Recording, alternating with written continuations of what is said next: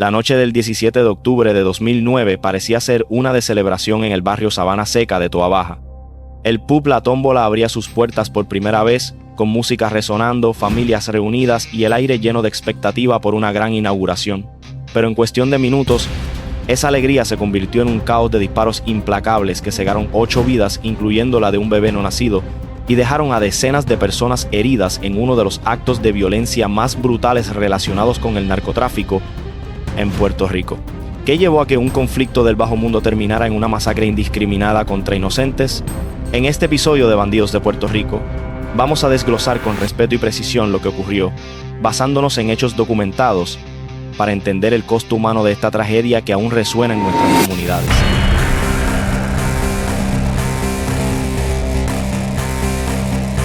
Quédate con nosotros, porque esta historia exige que recordemos y reflexionemos. Déjenme saber en los comentarios desde dónde están viendo este video, desde Sabana Seca, Toa Baja, otro municipio de la isla, o tal vez desde la diáspora en Nueva York, Florida o más lejos. Me encanta saber que esta historia llega a todos los rincones donde hay boricuas. El contexto histórico, Puerto Rico y el narcotráfico en las décadas previas. La masacre de La Tómbola no surgió de la nada. Forma parte de un patrón de violencia ligado al narcotráfico que marcó profundamente a Puerto Rico en las décadas de 1990 y 2000. Durante esos años, la isla se convirtió en un punto estratégico de transbordo para drogas, provenientes principalmente de Sudamérica y destinadas al mercado de Estados Unidos continental. Las rutas marítimas a través del Caribe y los vuelos clandestinos permitían el ingreso constante y masivo de sustancias como cocaína, heroína, marihuana y crack, que luego se procesaban y distribuían en puntos locales controlados por organizaciones criminales estructuradas. En áreas específicas como el barrio Sabana Seca en Toa Baja, un municipio al norte de la isla, a unas 15 millas de San Juan, estas redes operaban con jerarquías claras. Compradores mayoristas adquirían las drogas de proveedores externos, las procesaban y empaquetaban, y las vendían a través de vendedores callejeros, corredores y ejecutores armados que protegían el territorio. La competencia por estos puntos lucrativos generaba disputas constantes, donde las traiciones o invasiones se resolvían con violencia extrema, incluyendo homicidios selectivos o ataques masivos. El auge del crack en los años 1990 agravó la situación socioeconómica en comunidades con altos índices de desempleo, pobreza y limitadas oportunidades educativas o laborales, facilitando el reclutamiento de jóvenes en estas organizaciones y perpetuando un ciclo vicioso. Aunque la policía de Puerto Rico realizaba operativos en colaboración con agencias federales como el FBI, la proliferación ilegal de armas de alto calibre, pistolas semiautomáticas de 9 milímetros, calibre 40 y 45, junto a rifles tipo A47 y Arkins, complicaba enormemente los esfuerzos de control. Muchas de estas armas entraban por vías clandestinas, alimentando un mercado negro que sostenía la escalada armada y preparaba el terreno para que resentimientos personales explotaran en tragedias colectivas como la que sacudió Sabana Seca en 2009. El ascenso de la organización criminal en Sabana Seca. Desde 1993 hasta 2003, Alexis Candelario Santana mantenía el control de una organización dedicada al narcotráfico en el barrio Sabana Seca de Toa Baja. Según documentos federales utilizados en los juicios posteriores, esta red operaba de manera estructurada, compraba drogas en grandes cantidades de varios proveedores externos, las procesaba y empaquetaba, y las distribuía en puntos de venta locales. Las sustancias principales eran crack, cocaína, heroína y marihuana, generando ingresos que dependían del dominio absoluto del territorio. La evidencia presentada en corte revelaba que Candelario Santana, conocido también como Congo, eliminaba cualquier amenaza percibida a su operación. Entre 1995 y 2001, ordenaba o cometía personalmente el asesinato de al menos 13 personas que consideraba riesgos, ya fueran competidores, desleales o posibles informantes. Esta reputación de violencia extrema le permitía mantener la lealtad de sus asociados y el miedo en el área, consolidando su poder durante una década. Sin embargo, cargos estatales por múltiples homicidios lo llevaron a prisión antes de 2009. Durante su encarcelamiento, figuras cercanas como Carmelo Rondón Feliciano asumían el manejo diario de las operaciones. Pero hacia 2004, Rondón Feliciano junto a Wilfredo Semprit Santana, primo de Candelario, lo marginaban por completo, tomando el control exclusivo del punto de droga que antes lideraba. Esta traición interna dejaba a Candelario Santana sin influencia al momento de su liberación, sembrando el resentimiento que alimentaría eventos posteriores. La liberación y el resentimiento que llevó al conflicto Tras cumplir su sentencia estatal, Alexis Candelario Santana salía en libertad en febrero de 2009 y regresaba a Sabana Seca, un territorio que ya no le pertenecía. El control ahora lo ejercían sus antiguos asociados, particularmente su primo Wilfredo Semprit Santana, quien había rentado y remodelado un local para convertirlo en el pub La Tómbola. Según la evidencia desfilada en los procesos federales, este desplazamiento representaba una humillación pública para Candelario Santana. No solo perdía los ingresos del punto de drogas, sino que el nuevo negocio inaugurado por quien consideraba un exrival y traidor simbolizaba su caída en el bajo mundo local. La gran apertura de La Tómbola se convertía en una demostración visible de que otros habían ocupado su lugar mientras él estaba preso.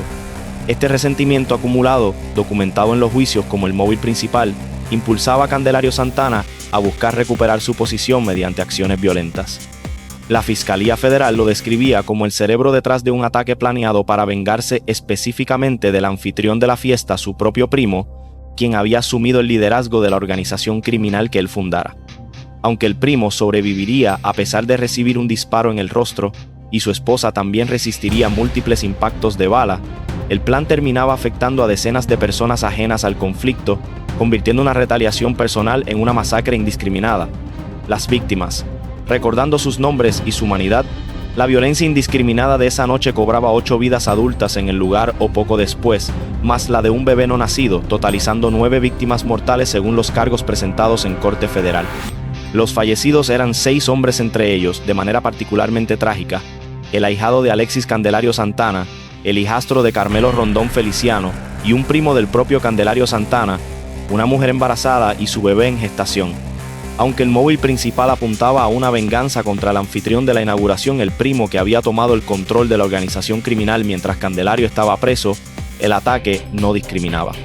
El primo sobrevivía pese a recibir un disparo directo en el rostro y su esposa también lograba salvarse a pesar de múltiples impactos de bala. Sin embargo, la mayoría de las personas afectadas eran clientes, vecinos y asistentes que nada tenían que ver con el conflicto del narcotráfico. Algunos de los heridos y fallecidos mantenían vínculos con 2 bandas rivales de traficantes, pero la gran parte eran civiles atrapados en el fuego cruzado.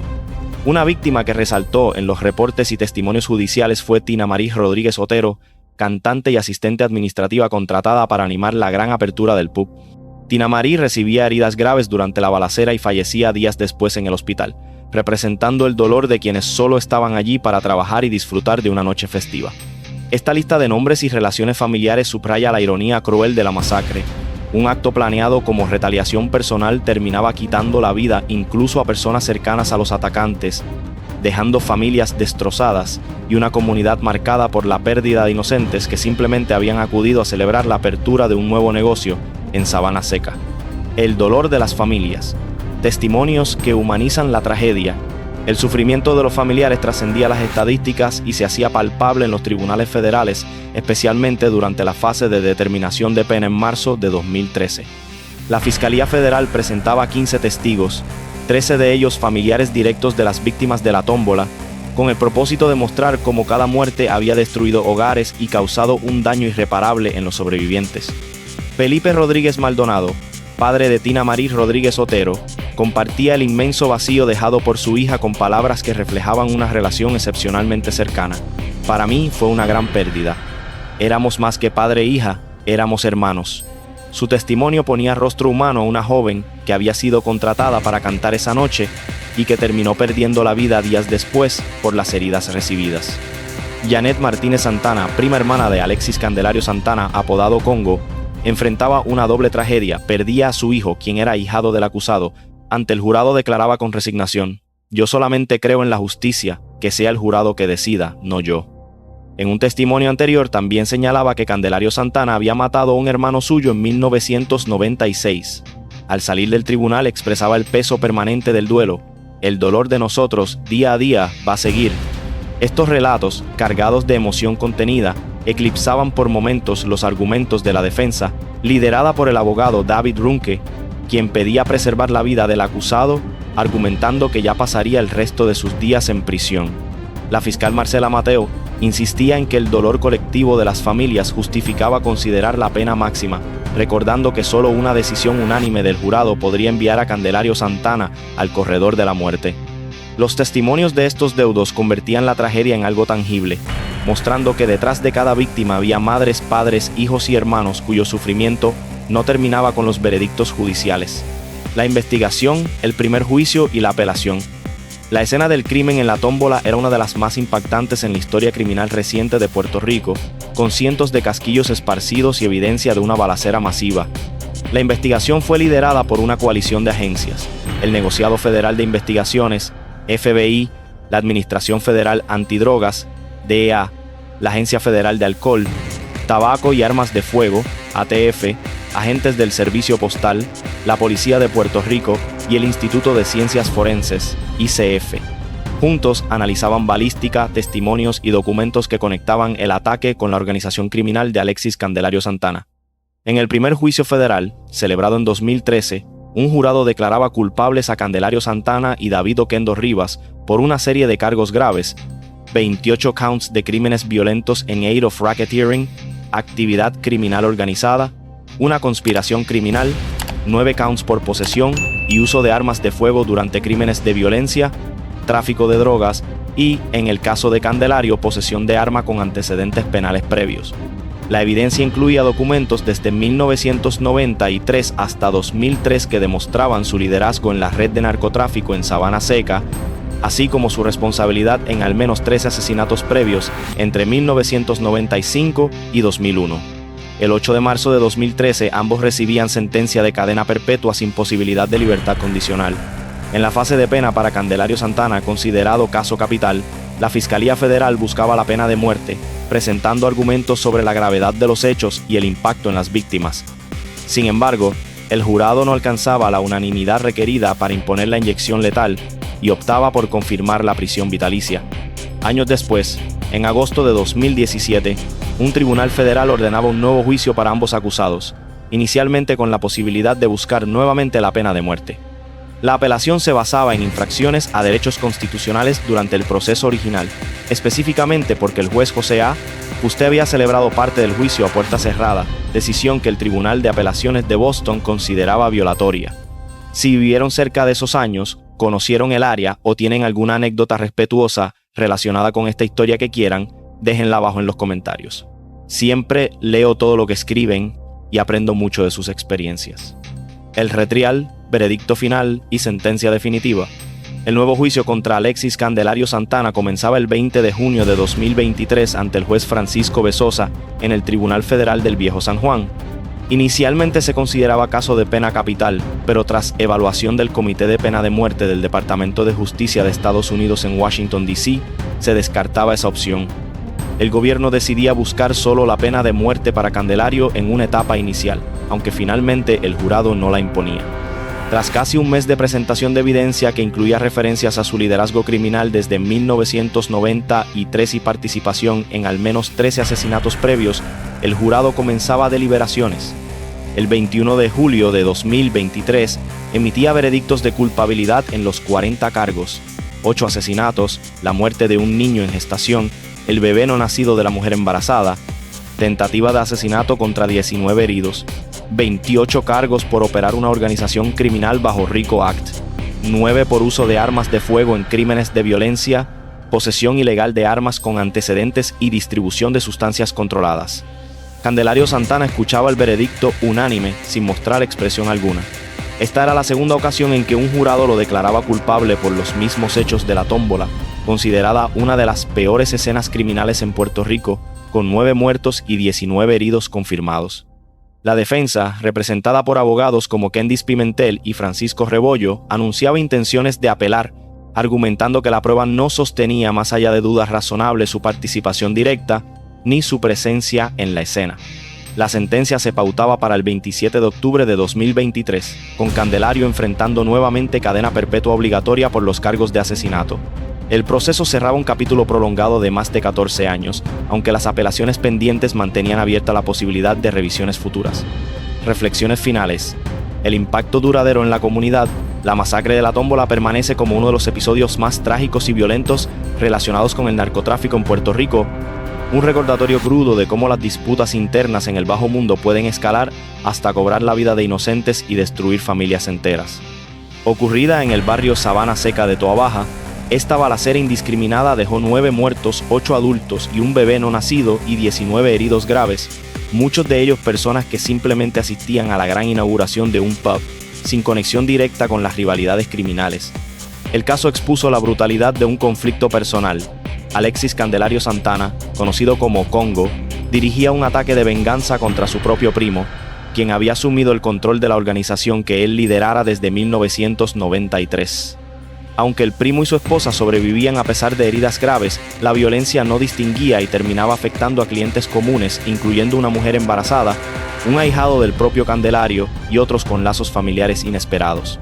A lo largo de 2 juicios federales prolongados, el primero en 2013 y el retrial culminando en julio de 2023, las autoridades federales y locales demostraron la responsabilidad de Candelario Santana y David Oquendo Rivas, quienes recibieron cadena perpetua sin posibilidad de libertad condicional.